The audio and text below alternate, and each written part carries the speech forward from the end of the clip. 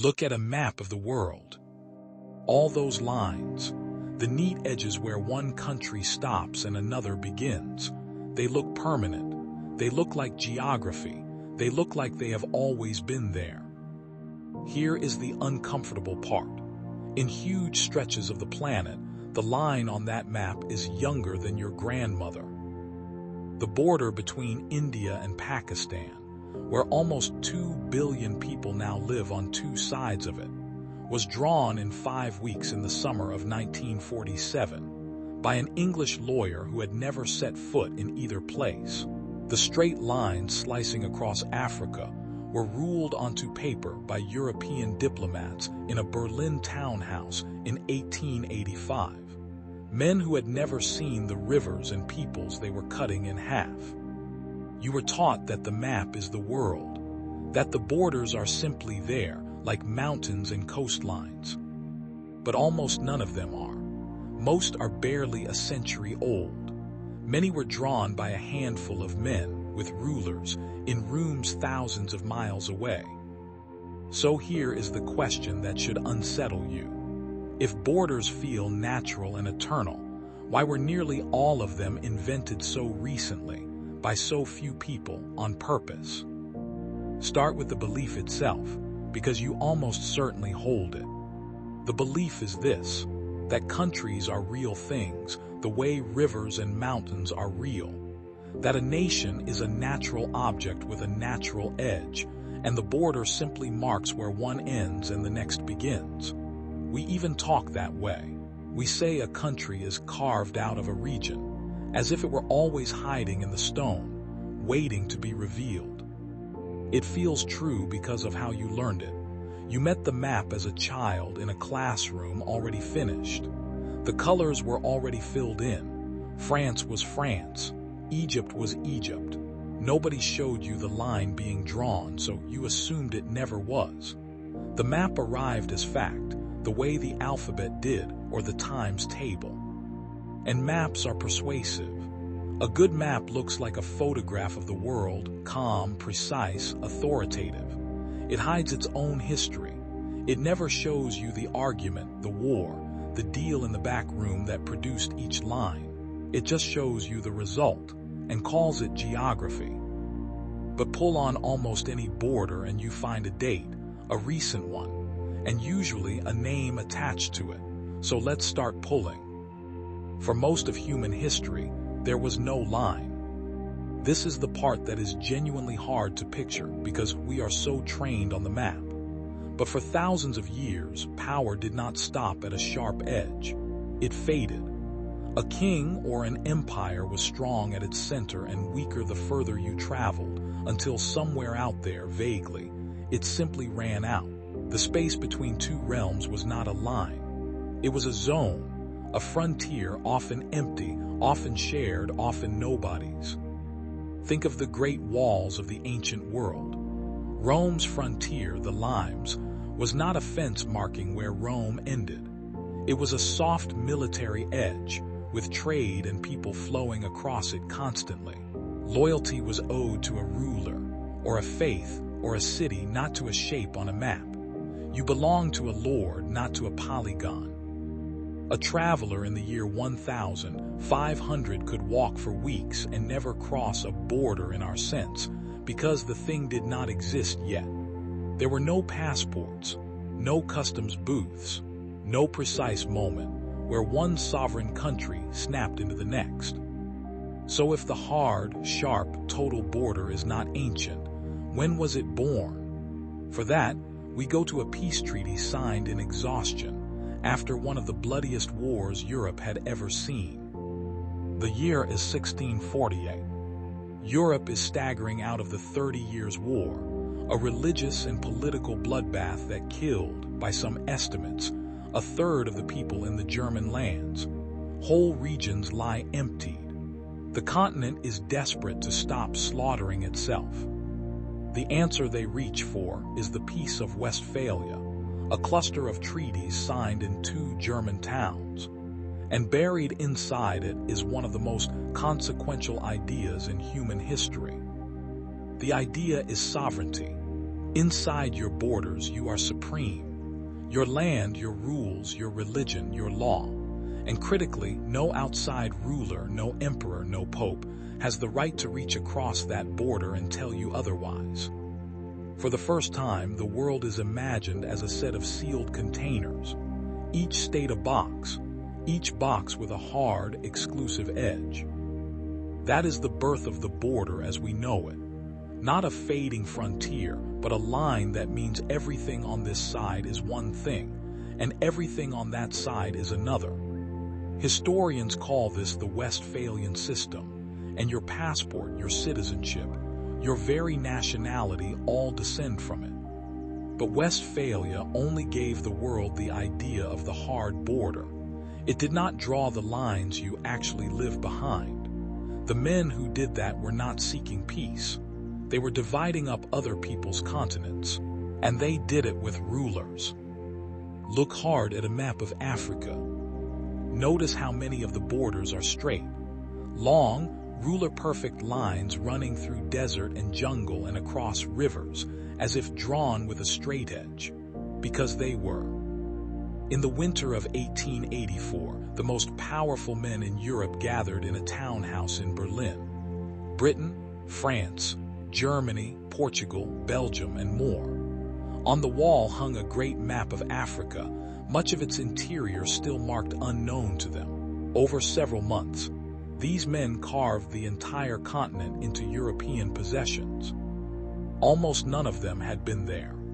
They divided land they had never seen, drew borders through peoples they could not name, and split nations, languages, and families down the middle with a pencil. Not a single African was in the room. The result is the map you still see today, lines that ignore where people actually live. A single ethnic group sliced across 3 countries, ancient enemies shoved inside one. The straightness itself is the tell. No river runs perfectly straight, no mountain range, no human community. Only a ruler on a faraway table makes a line like that. The men in Berlin were not marking what was there. They were inventing what would be and forcing the land to obey the paper. And the same thing was about to happen, in secret, to the Middle East. In 1916, in the middle of the First World War, 2 diplomats sat down with a map of the Middle East. One British, Mark Sykes. One French, François-Georges Picot. The Ottoman Empire was collapsing, and Britain and France intended to split its Arab lands between them before the war was even over. Sykes is said to have described his plan to the British cabinet in a single sentence. A line, he said, from the E in Acre to the last K in Kirkuk. A line drawn across a map by pointing at letters. That secret deal, the Sykes-Picot Agreement, helped shape the borders of the modern Middle East. Lines that cut across peoples and promises, and whose consequences are still bleeding through the news today. But the sharpest blade of all fell in 1947, on the other side of the world. As Britain rushed to leave India, the job of splitting the subcontinent into India and Pakistan went to a London lawyer named Cyril Radcliffe. He had never been to India. He was given about 5 weeks, working from outdated maps and census tables. He drew a line through one of the most densely populated, deeply mixed places on Earth. The Radcliffe line was published days after independence, and then the world saw what a line on paper does to flesh. Up to 15 million people fled across it, one of the largest, most violent migrations in history. Hundreds of thousands were killed.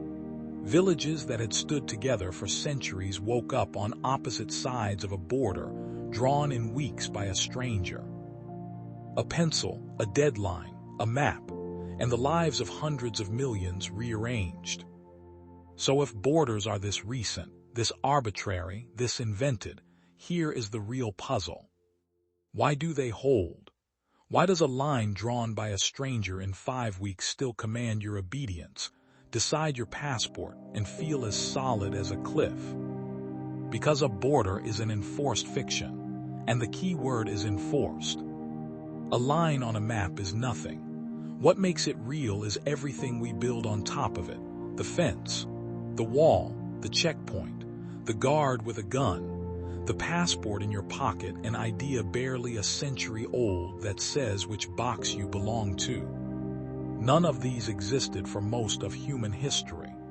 They are recent inventions, built specifically to make an imaginary line behave like a physical thing. And it works because we agree it works. The deepest enforcement is not the wall, it is the belief. We treat the line as real so it becomes real. We pay taxes to one side, vote on one side, die for one side. We feel in our chests that the country is worth defending, even when its edges were drawn by men who never asked us. A border is a promise that enough people keep that it stops being a promise and starts being the world. Which raises the last and strangest question: why does it feel so ancient when it is so new? The answer is that you were taught it that way, on purpose.